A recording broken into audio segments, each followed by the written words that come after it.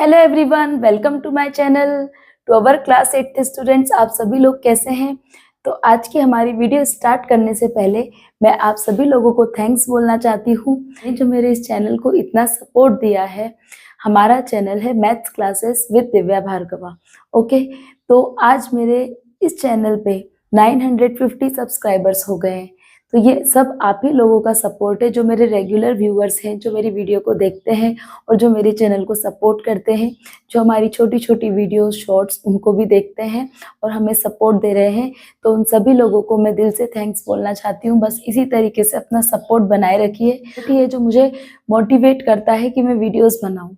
सो ये मेरी वीडियोस उन सभी बच्चों के लिए जो हमारे एवरेज बच्चे हैं या जिन बच्चों को बिल्कुल बेसिक से सीखना है। ये चैनल सभी बच्चों के लिए जो फ्री में अच्छे से मैथ्स को पढ़ना चाहते हैं, जो कहीं बच्चे कहीं पे क्लासेस अटेंड नहीं कर सकते, ये चैनल उन बच्चों के लिए है। तो बस इसी तरीके से अपना सपोर्ट बनाए रखिए और हमारे चैनल को सपोर्ट करते रहिए। तो चलिए करते हैं वीडियो को स्टार्ट। ये देखिए, आज हम लोग करने वाले हैं क्वेश्चन नंबर 10, 11 एंड 12। और हाँ, एक बात और, आप लोगों की कोई भी क्वेरीज है तो आप वो मुझे कमेंट सेक्शन में बता सकते हैं। अगर आप किसी स्पेशल टॉपिक पे वीडियो चाहते हैं, अगर आप कोई आपका मैथ्स का टॉपिक है जिसमें आपको कोई प्रॉब्लम है, आप किसी स्पेशल टॉपिक पे कोई वीडियो चाहते हैं, तो आप प्लीज़ मुझे कमेंट सेक्शन में बताइए। मैं आप लोगों के लिए वीडियो बनाऊंगी और जो भी आपके डाउट्स हैं वो क्लियर करूंगी। तो चलिए करते हैं वीडियो को स्टार्ट। ये देखिए, acre of land cost ₹15 lakh. What is the cost of 2400 square feet of the same land?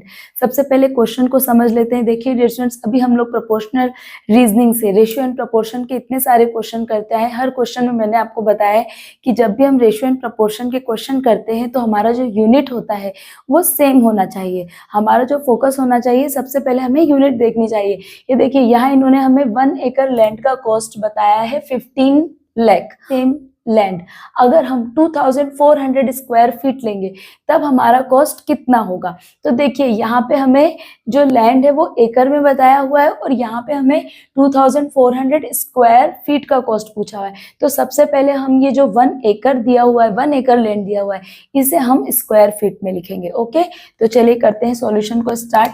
ये देखिए, 1 एकड़ इज इक्वल टू होता है 43,560 स्क्वायर फीट।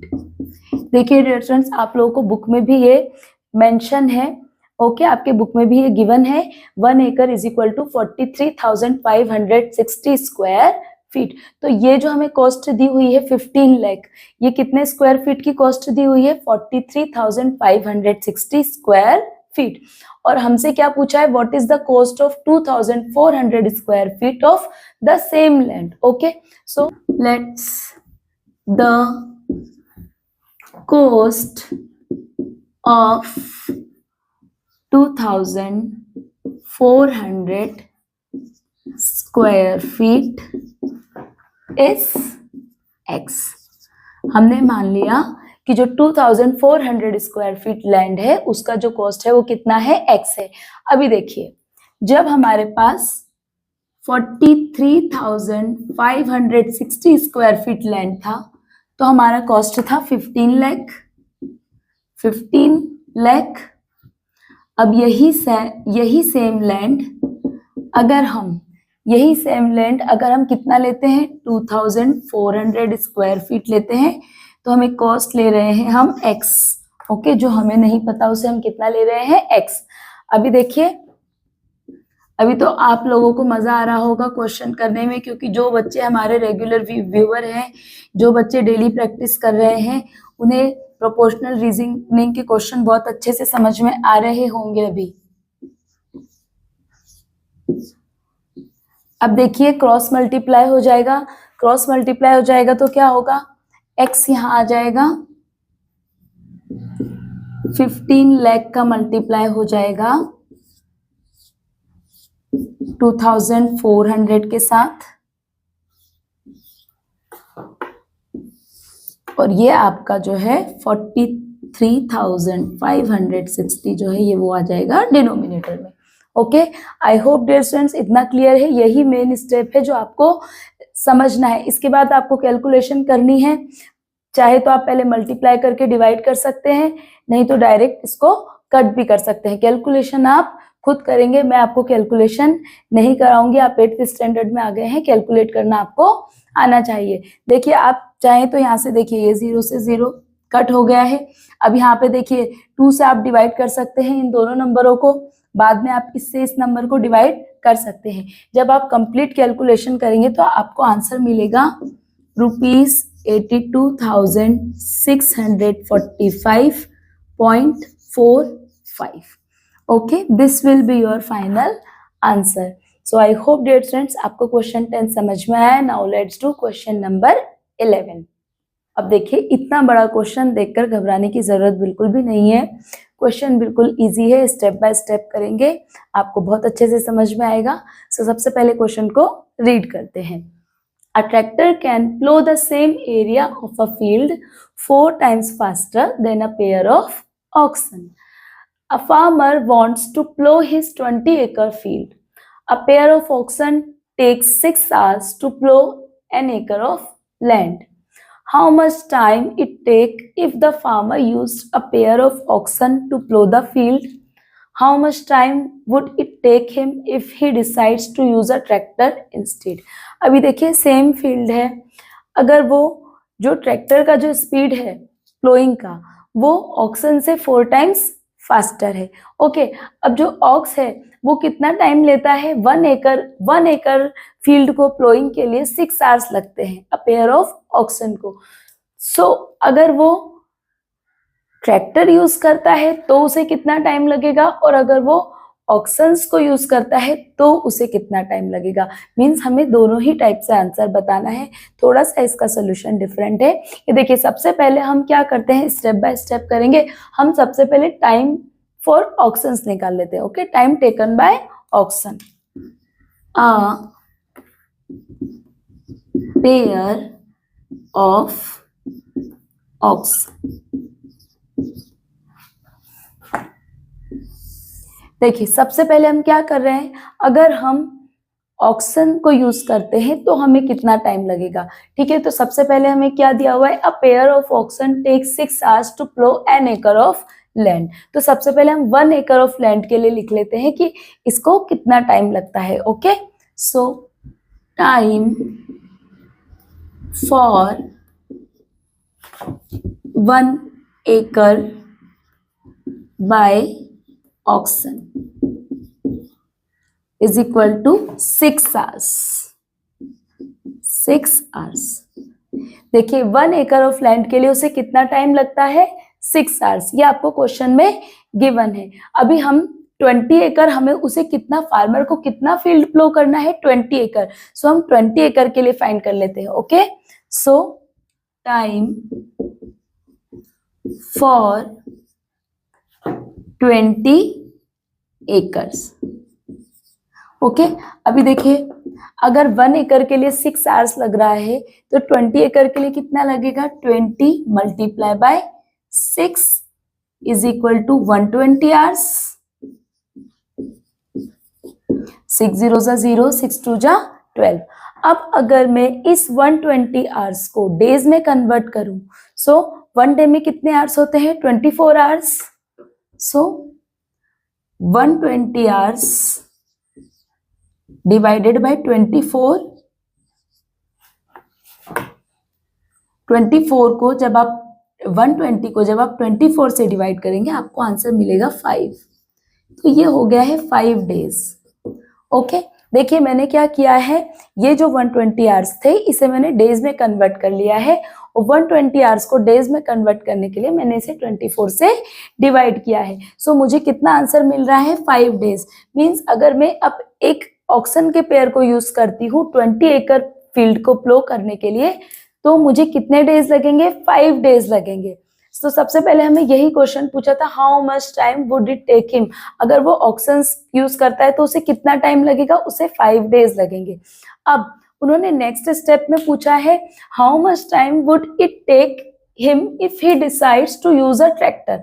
अगर वो ऑक्सन्स के पेयर यूज ना करके ट्रैक्टर यूज कर ले तब उसे कितना टाइम लगेगा। तो देखिए जो ट्रैक्टर की एफिशिएंसी बताई है वो कितनी बताई है, 4 times faster than a pair of oxen. जो ट्रैक्टर है वो ऑक्सन से 4 टाइम्स फास्टर फील्ड को प्लो करता है। तो देखिए टाइम कि अगर हम ट्रैक्टर को यूज करते हैं तो कितना टाइम लगता है। Tractor is 4 times faster than a pair of oxen. Okay? Time taken by tractor is equal to कितना हो जाएगा, time taken by oxen divided by 4। देखिए यहाँ पे क्या हुआ था, पेयर ऑफ ऑक्सन के लिए तो हमें प्रॉपर बताया गया था कि कितना टाइम लेता है वो, राइट। लेकिन हमें ट्रैक्टर के लिए टाइम नहीं बताया, सिर्फ ये बताया कि जो ट्रैक्टर है वो ऑक्सन से 4 टाइम्स फास्टर फील्ड को प्लो करता है। सो हमने क्या किया है, अगर हमें ट्रैक्टर का टाइम निकालना है तो जो भी टाइम ऑक्सन ले रहा है उसको किससे डिवाइड कर रहे हैं हम, 4 से, राइट। तो देखिए ऑक्सन कितना टाइम ले रहा था, 1 एकड़ ऑफ लैंड के लिए 6 आवर्स ले रहा था, राइट। 1 एकड़ के लिए कितना टाइम ले रहा था, 6 आवर्स। तो 6 आवर को हम किससे डिवाइड करेंगे, 4 से। तो जब हम 6 आवर को 4 से डिवाइड करेंगे तो हमें आंसर मिलेगा 1.5 आवर्स। ओके, मींस 1 एकड़ फील्ड को प्लो करने के लिए ट्रैक्टर को कितना टाइम लगेगा, 1.5 आवर्स। अब अगर उसे फॉर 20 एकड़ फील्ड, फॉर 20 एकड़ लैंड, यहाँ पे 1 एकड़ लैंड, सो हम क्या करेंगे, 1.5 आवर्स मल्टीप्लाई बाय 20,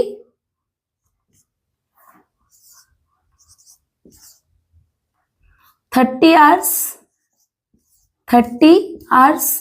और अगर हम 30 आवर्स को डेज में कन्वर्ट करें सो 24 आवर्स का 1 डे होता है, 1 day and 6 hours.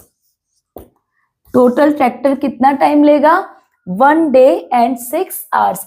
I hope dear students आपको समझ में आया है। बहुत ही अच्छा क्वेश्चन था।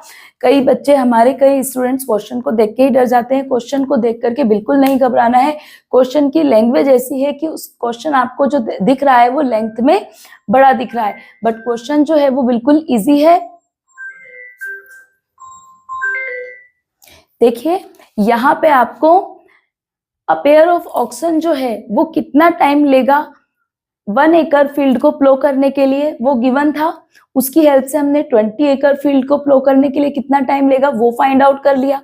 अब जब हमें ऑक्सन का पता चल गया कि जो ऑक्सन का पेयर है वो कितना टाइम ले रहा है, और हमें ट्रैक्टर का बताया हुआ है कि ट्रैक्टर जो है वो उससे 4 टाइम्स फास्टर है, तो वो जितना भी टाइम ले रहा है उसे हम 4 से डिवाइड कर देंगे तो हमें ट्रैक्टर का पता चल जाएगा। सो हमने वही किया, सबसे पहले 1 एकड़ ऑफ लैंड के लिए निकाला। 1 एकड़ ऑफ लैंड के लिए अ पेयर ऑफ ऑक्सन जो है वो 6 आवर्स ले रहा था, तो 6 आवर को हमने किससे डिवाइड किया, 4 से। सो हमें पता चल गया कि ट्रैक्टर जो है वो 1 एकड़ ऑफ लैंड को प्लो करने के लिए 1.5 आवर लेगा। सो 20 एकड़ ऑफ लैंड को प्लो करने के लिए कितना टाइम लेगा, इसको हमने मल्टीप्लाई कर दिया 1.5 आवर से, आंसर आया 30 आवर्स। 30 आवर्स को डे में कन्वर्ट कर दिया, so 1 day and 6 hours, right. I hope question clear है। Now we will do last question, question number 12। An alloy of copper and nickel called cupro nickel. देखिए 10 rupees का जो coin होता है वो एक अलॉय है जो कि किससे मिलके बना हुआ है, 2 मेटल के से मिलके बना हुआ है। 2 मेटल कौन सी है, एक कॉपर है और एक निकल है। Copper and nickel are mixed in a 3:1 ratio to get this alloy. और इस अलॉय को बनाने के लिए कॉपर और निकल को जिस रेशियो में मिक्स किया गया है वो रेशियो है 3:1 का ratio. So the mass of coin is 7.74 grams. जो कॉइन है उसका टोटल मास कितना है? 7.74 ग्राम्स।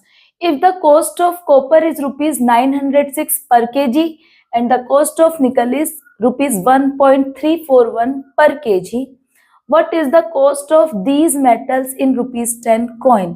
तो उन्होंने कहा है कि अगर आपको दोनों मेटल्स के कॉस्ट दिए हुए हैं पर केजी के हिसाब से, और आपसे पूछा है कि इस रुपीज 10 के कॉइन में ये दोनों जो मेटल है वो कितना उनका कॉस्ट होगा।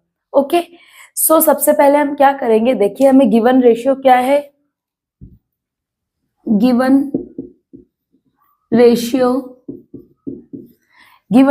हमें कॉपर इज टू निकल। कॉपर और निकल का जो रेशियो है वो कितना है? 3:1 का रेशियो है। ओके, सबसे पहले हम करेंगे sum of ratio. Sum of ratio कितना आ गया है? 3 + 1, टोटल 4 पार्ट्स हैं। और टोटल अलॉय का वेट कितना है? द मास ऑफ कॉइन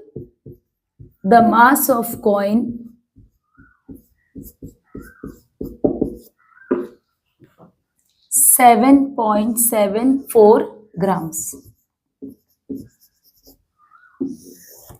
अब यहाँ पे एक चीज है जो आपको समझनी है, वो क्या है कि यहाँ पे देखिए कॉइन का जो मास है वो 7.74 ग्राम्स में है, और हमें जो यहाँ पे कॉस्ट दी हुई है दोनों मेटल्स की वो पर केजी के हिसाब से दी हुई है। तो हमें इस पर केजी की कॉस्ट के लिए हमें या तो इसे भी केजी में चेंज करना पड़ेगा। ओके, बट उससे पहले हम दोनों ही मेटल्स का क्या निकालेंगे? मास निकालेंगे। टोटल मास कितना है? 7.74 ग्राम्स। तो उसमें से हमें ये देखना है कि कॉपर का मास कितना है और निकल का कितना है। तो सबसे पहले हम कॉपर के लिए देख लेंगे, मास ऑफ कॉपर। देखिए टोटल 4 पार्ट्स हैं, उसमें से 3 पार्ट्स कॉपर के हैं, तो 3/4 हो गया, और यहाँ पे हम ले लेंगे 7.74 ग्राम्स, 0.805 ग्राम्स। ओके, अब देखिए इसी तरीके से हमें निकालना है मास ऑफ निकल। तो यहाँ पे कर लेते हैं हम मास ऑफ निकल। देखिए टोटल 4 पार्ट्स हैं, 4 में से 1 पार्ट निकल के लिए है, और ये 7.74 ग्राम्स, 1.935 ग्राम्स। अब देखिए यहाँ पे हमें if the cost of copper and the cost of निकल, what is the cost of this metal in rupees 10 coin.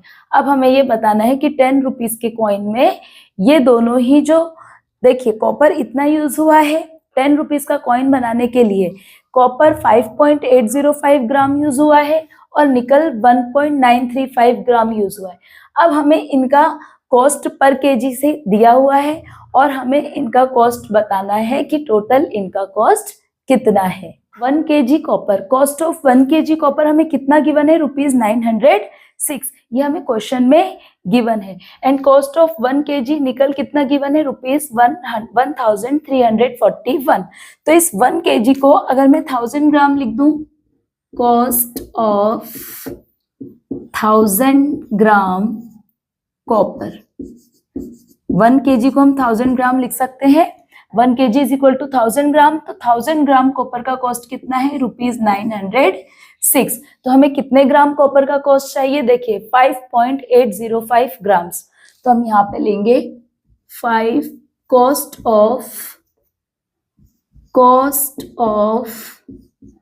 5.805 grams copper.